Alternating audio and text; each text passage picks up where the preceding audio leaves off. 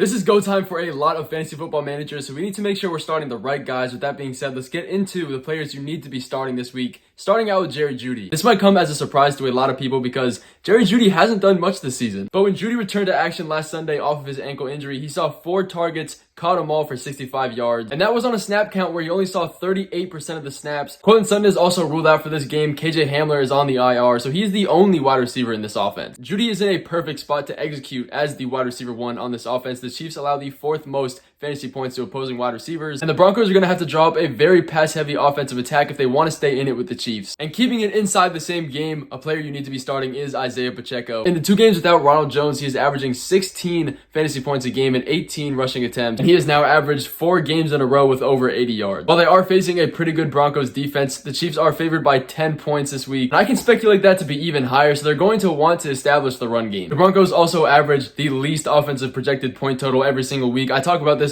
all the time in almost every single video. Pacheco needs to be started. Another guy you need to be starting if you're in a bit of a deeper league is whoever the Seahawks running back ends up being. It looks like it's going to be Travis Homer. The Panthers are allowing almost 5 yards per carry on the ground. This game could stay close, and if it does, he's going to be a smash play this week. Moving on to our next guy that you need to be starting is Greg Dortch. Rondale Moore has been ruled out this week, which cements him as the number 1 slot wide receiver. We've seen what he has been able to accomplish in the slot this year. When injuries have come up, he has been able to produce. Kyler Murray also likes to throw to the slot a lot, so he is a good start this week as well. Another guy you always have to start, but with confidence this week, is TJ Hawkinson. Since joining the Vikings, he has averaged 8 targets a game and has been a key piece in this offense. The Lions also allow 14 points to opposing fantasy tight ends, which ranked 5th worst amongst every single other NFL team. This game will probably end up being a shootout. The over-under is 52.5 points, so we always have to be starting Hawkinson where we can. Our last guy on this list for this week is D'Onta Foreman. He is an interesting start this week. They are facing the Seahawks this week, which on average allow over 27 fantasy points to opposing running backs. That is 3rd worst in the league. He has a good chance to get over 20 carries and a touchdown this week. Start him where you can. That is going to wrap up the rapid fire starts for this week. Go ahead and drop a like if you did enjoy the video, and I will see you guys in the next one. Waiver wires coming out later this week.